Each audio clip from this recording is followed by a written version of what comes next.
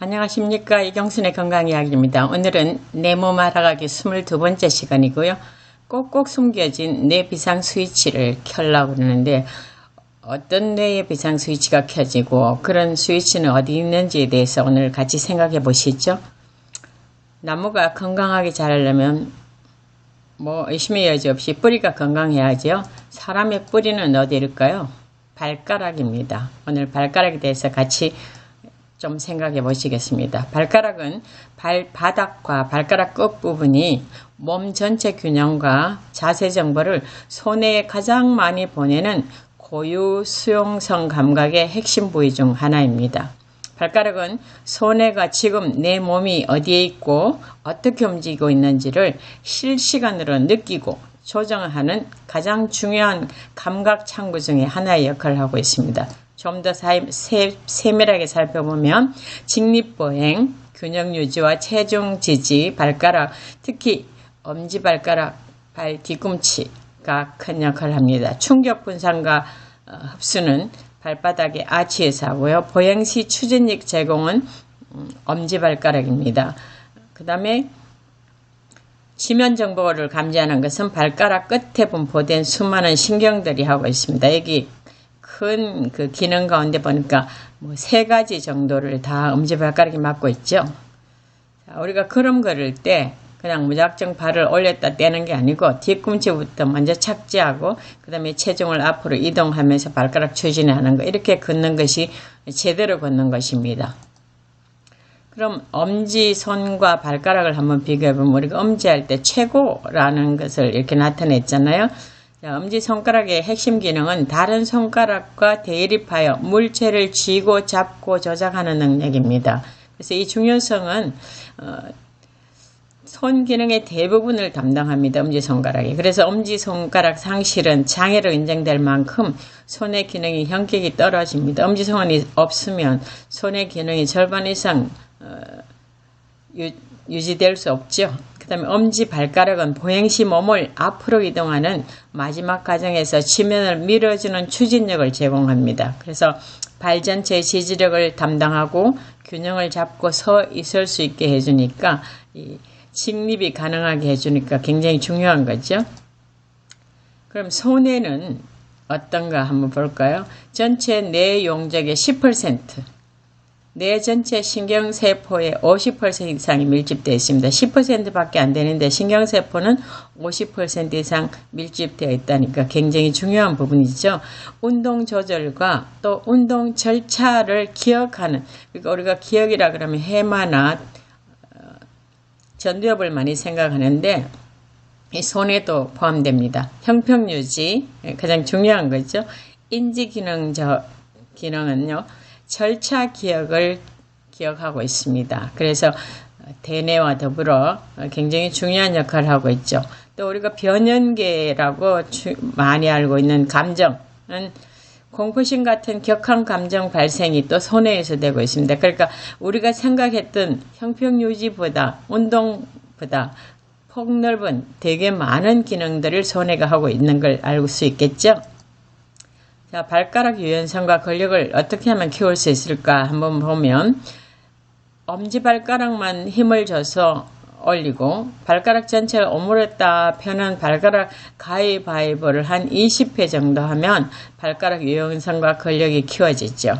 발가락 유연성에는 저도 동영상을 올렸고 여러 사람들 올렸으니까 가위바위보를 한번 보시고요. 발가락 힘으로 작은 수건을 이 땅에 떨어뜨려 놓고 집어가지고 수건 끝에 무거운 물건을 매달면 더 강화되겠죠. 그 다음에 굿을 여러 개를 바닥에 뿌리고 하나씩 발가락으로 옮겨갖고 통에 담기를 이렇게 많이 하면 좋다는 것을 미국 족부 정형외과 의사회 등에서 이렇게 발표를 했습니다. 자, 발가락을 보시되 오늘은 엄지발가락이 굉장히 중요한 역할을 하고 있다는 것이죠. 자, 엄지발가락은 발아치의 수호자입니다. 그 다음에 신체 균형의 센서입니다. 엄지발가락 주변에는 지면의 기울기와 고유 감각을 받아들이는 고유 감각 수용기가 밀집해 있기 때문이고요.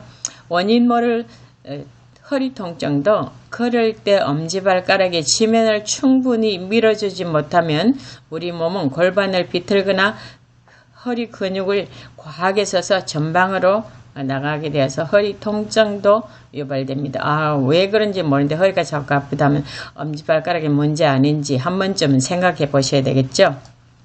자, 그럼 엄지발가락 운동을 조금 하면 지금 몇 가지를 소개해 드렸는데 책상에 앉아 계시다면 한쪽 발을 무릎 위에 올려놓고 손으로 발을 고정시킨 다음에 엄지를 발등 쪽으로 쭉 밀어가지고 20-30초 유지하고 다시 발바닥 쪽으로 당기는 이런 운동이 진짜 엄지발가락을 운동하는 거죠. 제가 한국에 있을 때 요가 클래스를 한 6달 정도 다녔는데 꼭 가면 엄지발가락 운동하는 걸 시키더라고요. 내 발가락은 땅에 붙이고 엄지발가락 하나만 들고 또는 반대로 엄지발가락 하나만 땅에 붙이고 다른 네 발가락 터는 이런 운동들을 시간 있을 때마다 많이 하시면 대단한 효과를 볼 수 있습니다. 이 운동의 효과는 생각보다는 굉장히 큽니다. 자, 발 건강을 위해서 그럼 좋은 신발 고르는 거 다 아시겠지만 한번 짚고 넘어가죠. 앞쪽 볼이 좁지 않은 거, 무지외반증 걸리지 않게 하기 위해서죠. 높은 하이힐 피하기, 허리에 근육에 무리한 자극을 주지 않게 위해서죠. 발 크기에 맞는 넉넉한 신발 꼭 끼는 거 안 된다고 말이죠. 쿠션이 너무 많아서 너무 푹신푹신하지 않는 신발, 또 너무 딱딱하지 않는 그런 신발들을 고르는 것이 발 건강을 위해서 좋은 길이고요. 자, 오늘 좀 복잡합니다. 여기 보시면 우리 감각을 어떻게 받아들이는가를 보시는데 저를 따라오시면 됩니다. 전두엽에서 맨 윗줄을 보시면 감각이 쭉 들어가는데 체성감각이죠. 체성감각 1차 신체 감각 영역에서 그 다음에 체감각 연합 영역으로 가고 그 다음에 다중 감각 연합으로 갑니다. 그 다음에 두 번째 줄을 보시면 시각이죠. 1차 시각 영역에서 시각 연합 영역으로 다중 감각 영역으로 갑니다. 그 다음에 맨 밑에 거요.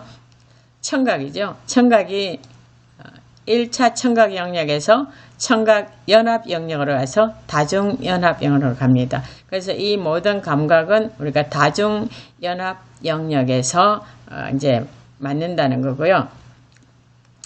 다중 감각 연합 영역이 다중 감각 통합을 하고 의미와 전략 생성이 되면 손에는 그 전략의 시간, 강도, 순서, 협응을 학습, 미세 조정하는 구조로 상호 보완적으로 하고 있다. 이런 말이에요. 자, 여기서 보면 다중감각연합 영역에서 운동 영역과 감각연합, 제가 빨간 걸로 했는데 거기가 맞는 데입니다.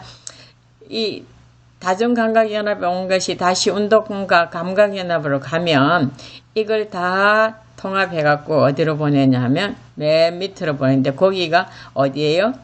손해죠. 손해에 있는 비상 스위치를 뭘로 켠다?